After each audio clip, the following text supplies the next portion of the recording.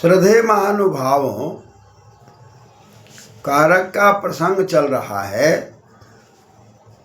और कारक के प्रसंग में संप्रदान कारक की बात आ रही है और कई सूत्रों में जो जो शर्त घटते जा रहे हैं उसके अनुसार उसमें विभक्ति की बात कही जा रही है और कारक की बात कही जा रही है। इसके प्रसंग में राधिक्ष्योरस्या विप्रश्न सूत्र पर विचार किए गए और इसमें बताया गया कि राधे इच्छित धातु के प्रयोग में विविध प्रश्न और विविध प्रश्न में विप्रश्न शब्द है और विप्रश्न में भी उपसर्ग है और प्रच धातु जिज्ञासा अर्थ में है।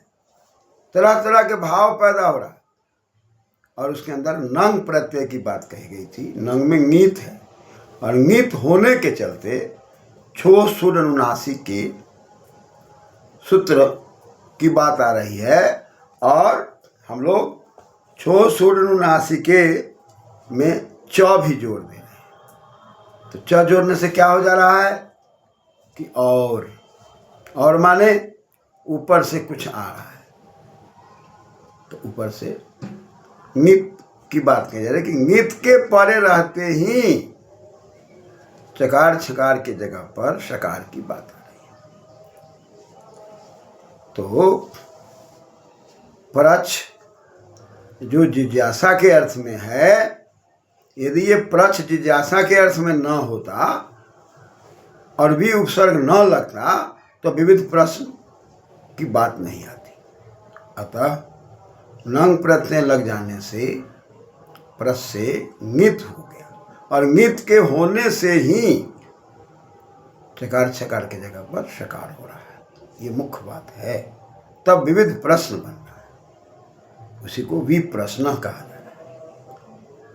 लेकिन अब प्रश्न बनाने के बाद सकार जब हो जा रहा है तो उसका प्रसंग स्तोष चुनाचु से लगातार चल के 7 तक जो आया उसमें साफ कह रहा है कि भाई सकार चवार के योग में सकार चवर्ग हो तो सकार चवर्ग होता है। इसी प्रसंग में सुनाष्टु भी आ रहा है, लेकिन यहाँ पर 7 से कहता है कि भाई सकार के होने से उसके आगे यदि नकार आ रहा है तो सचुत की बात नहीं हो रही है। ये समझने की बात है।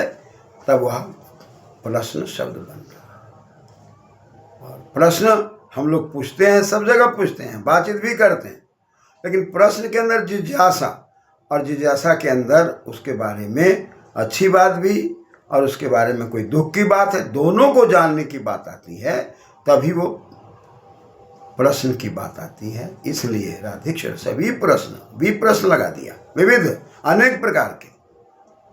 अन्यथा प्रश्न तो हम लोग करते ही हैं, उत्तर तो देते ही हैं, लेकिन जिज्ञासा के साथ और विविध प्रकार की बात करते हैं। ऐसी परिस्थिति में राधे इच्छित धातु के प्रयोग में चतुर्थी की बात या संप्रदान कारक की बात कही जा रही है। धन्यवाद।